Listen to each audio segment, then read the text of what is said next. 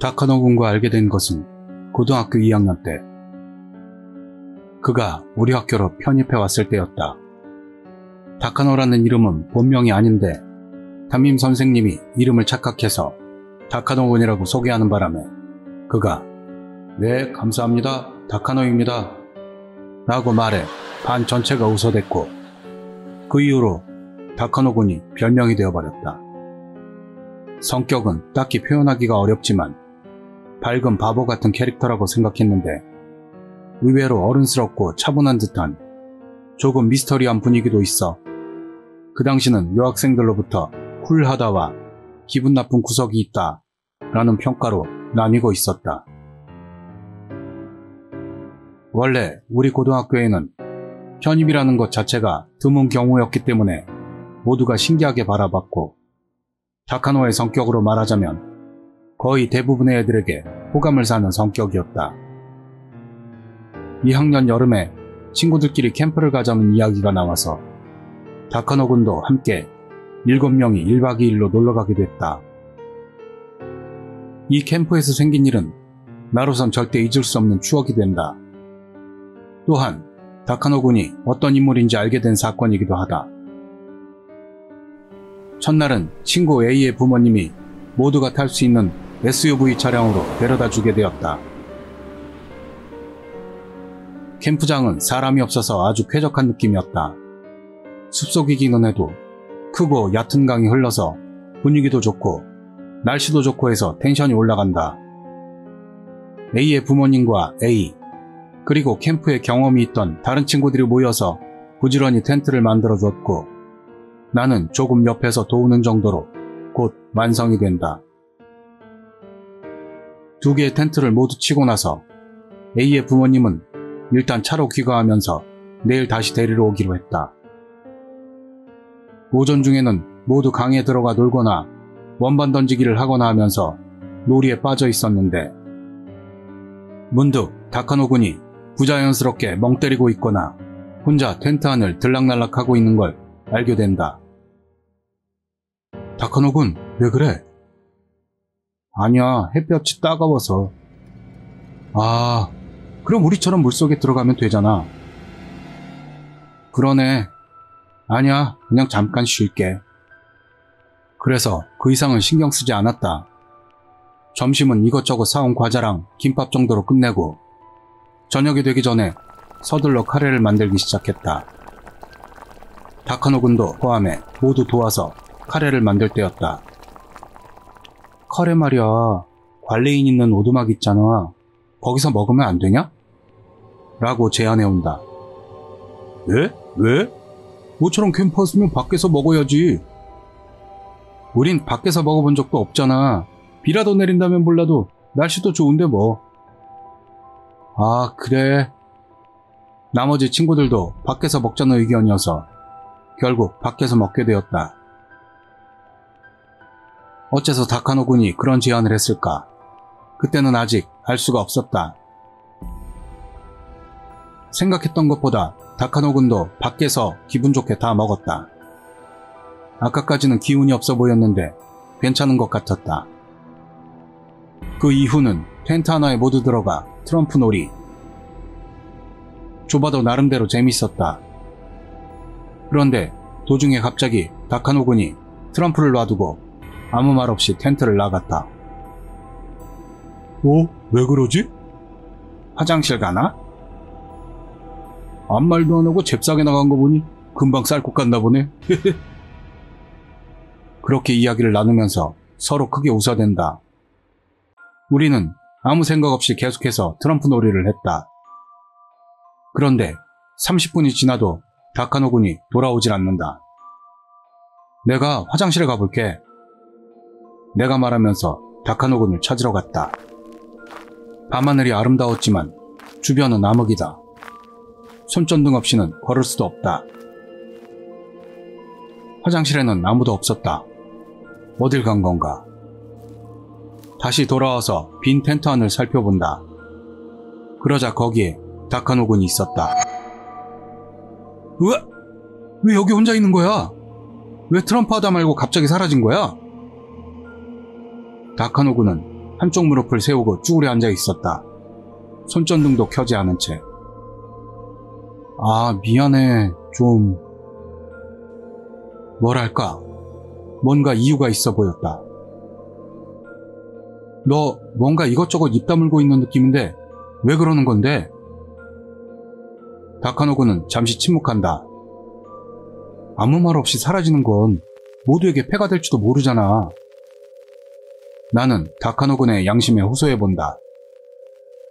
내가 말해도 믿어주지 않을 것 같아 그런 거야. 이야기를 안 하면 믿고 말고도 없지. 그러네. 그래, 맞아. 그때 자세한 대화 내용은 모두 기억나진 않지만 대체로 그런 식으로 이야기를 끄집어낸 것 같다. 넌 혹시 유령 있다고 믿냐? 유령? 아, 귀신? 그다지 믿진 않지만 없다는 것도 입증되지 않았으니 뭐. 난 어릴 때부터 보였어. 왜 그런지 모르겠는데 믿거나 안 믿는 그런 문제가 아니고 너무 진지하게 이야기하길래 나도 진지하게 듣는다. 오전에 강 건너편에 여자가 있었어. 아마 20대 정도일걸? 다카노에 의하면 그 사람은 보통의 모자와 긴팔 차림으로 내가 듣기엔 그냥 캠프 온 모습 자체로밖에 들리지 않았다. 그거 그냥 캠프에 온 다른 사람 아니야? 강저편은 숲이 무성하긴 해도 사람이 없다고는 말하기 어렵지. 아니야, 뭐라고 할까? 다르다고 해야 하나? 아니, 기본적으로 보이는 건 보통 사람하고 별로 다르지 않아. 하지만 다르다니까. 그럼 귀신하고 사람 구별은 돼? 응, 알 수 있어. 가끔 헷갈리기도 하지만. 그리고 그거 온몸이 흠뻑 젖어 있었어. 익사한 귀신일지도 몰라. 젖어 있는 것들도 있어? 아니, 보통은 안 그래. 그렇게 젖어 있는 건 처음이야. 아무리 봐도 거짓말을 하고 있는 느낌이 아니었다. 바깥은 온통 암흑. 그리고 얇고 의지도 되지 않는 텐트밖에 없는 상황. 친구들이 옆 텐트에서 떠들고 있다곤 하지만 숲은 넓고 어둡고 정적밖에 없다. 귀신 같은 것은 잘 믿지 않지만 듣고 있자니 무서워진다. 오전에는 강 저편에 있었는데 식사 준비하던 중에 강 이쪽 편으로 왔어. 그래도 난 못 본 척했지. 왜냐하면 내가 알아챈 것 같으면 그것들은 점점 가까이 오거든. 나는 가슴이 고동치고 있었다. 무섭다. 카레를 먹을 때는 없어져서 안심했었는데 근데 사라진 게 아니었어. 없어진 게 아니라고? 무섭다. 정말 무서워진다. 그러나 그 말을 들을 수밖에는 없었다. 처음 질문으로 돌아가는 거지만 왜 트럼프 하다가 이리로 온 거냐? 저쪽 텐트. 나를 바라보지 않고 다른 한 곳을 응시하듯 하며 천천히 대답하는 다카노군. 갑자기 그 여자가 들어와서 텐트 안으로 말인가? 그런 좁은 곳으로? 등골이 서늘해진다. A랑 B가 나란히 앉아있잖아. 그 둘 사이에서 쏘아보듯이 날 보고 있었어. 어떡하면 되냐? 쫓아낼 수 있어? 난 영매사나 심령연구가가 아니라서 솔직히 어떻게 해야 할지 몰라. 확인해봐야 하지 않을까? 애들을 그냥 둘 순 없잖아. 그럴까? 정말 걱정돼. 그래도 내가 들여다보면 쫓아올 거야. 귀찮게. 내가 볼 수밖에 없겠네. 할 수 있어? 네가 간다면 내가 옆에 있을게. 사실은 도망치고 싶었다. 아니, 차도 없고 도망갈 데도 없다. 친구들을 버릴 수 없다고 나는 허세를 부릴 뿐이다. 실제로는 너무 무서웠다. 옆 텐트는 겨우 몇 미터 앞. 천천히 다가간다. 한 걸음씩. 심장이 고동질을 친다. 다카노구는 내 바로 뒤에서 따라와 준다. 나는 친구들이 있는 귀신이 있다는 텐트를 천천히 들여다본다. 하지만 내게는 친구들의 모습만 보인다. 살짝 안심이 된다. 오, 어떻게 된 거야? 다카노구는? 아, 피곤해서 옆 텐트에 누워있어. 좀 아까 이 자식이 오줌 쌌어. 아니라니까. 네가 그랬잖아. 여기 봐봐. 내 옷이 다 젖었어. 포칼이 다 흘렸다고. 안 흘렸어. 내 어깨도 젖었잖아. 몸속에 피가 다 빠져나가는 것 같다. A의 오른쪽 어깨와 B의 왼쪽 어깨가 젖어 있다. 다카노구는 역시 거짓말을 한 게 아니었다. 무서워져서 무의식 중에 당황하면서 텐트 입구에서 뒤로 물러난다. 공포로 머릿속이 새하얗게 변한다. 그때 갑자기 내 오른쪽 어깨가 꽉 잡히더니 끌려간다. 우와! 하고 소리치며 보니 다카노군이었다. 다카노군이 내 어깨를 움켜쥔 채 억지로 끌듯 걸어가기 시작한다. 왜 그래? 다카노군은 아무 말 없이 빠른 걸음으로 계속 걷는다. 경보선수처럼 힘있고 빠르게.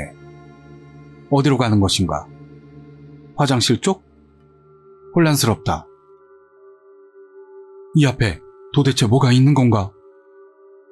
그렇게 보이진 않는다. 다카노구는 어쩌려는 걸까? 어디로 가려는 걸까? 뭐지?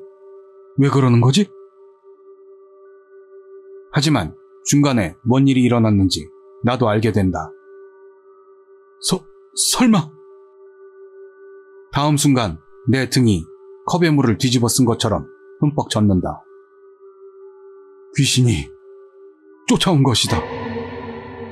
난 이미 기절하기 직전에 패닉 상태였다. 다카노군, 어서 걸어! 다카노군은 어떻게든 귀신을 쫓으려고 나를 끌어당기고 있는 것이다. 나에게는 보이지 않지만, 아니, 정확히는 무서워서 한 번도 돌아보지 않았으니 볼 수조차도 없다. 하지만 등이 서늘한 이 감촉은 의심할 여지 없는 사실이다. 게다가 영감도 전혀 없는 내가 알 정도로 뭔가가 뒤에서 틀림없이 다가오고 있다. 시간 감각도 없어진다. 벌써 수십 분이나 걸은 듯한, 실제로는 몇 초도 안 되는 것 같은. 그러다 완만한 언덕길을 모두 올랐을 때였다. 갑자기 다카노군이 발을 멈추더니 확 뒤돌아본다. 돌아가! 터무니없이 큰 소리로 악을 쓴다. 놀라서 나는 넘어지고 만다. 엉덩방아를 찢고 그대로 일어나질 못한다. 그러자 다카노군은 크게 한숨을 쉰다.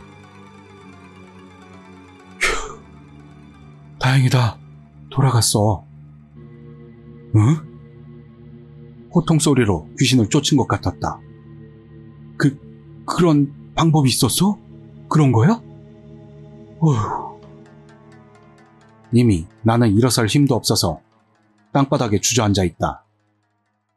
아니야, 옛날에 잘 될 때도 있었고 반대로 오히려 귀신을 반하게 할 때도 있었어. 그래서 될 대로 되라고. 다카노군도 녹초가 된 것 같았지만 작게 웃어 보인다. 그 후로는 아무 일도 없던 것처럼 텐트로 돌아가서 놀고 날이 밝았다. 귀신 이야기는 친구들에게 일체하지 않았다.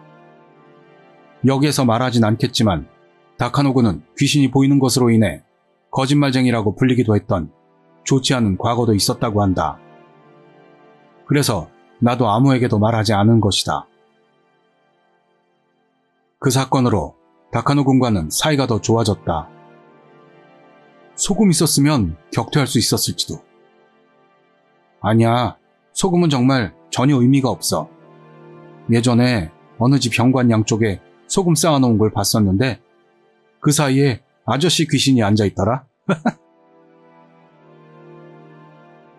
다카노군이 직접 불경을 외워본 적도 있었는데 효과가 없었다고 한다.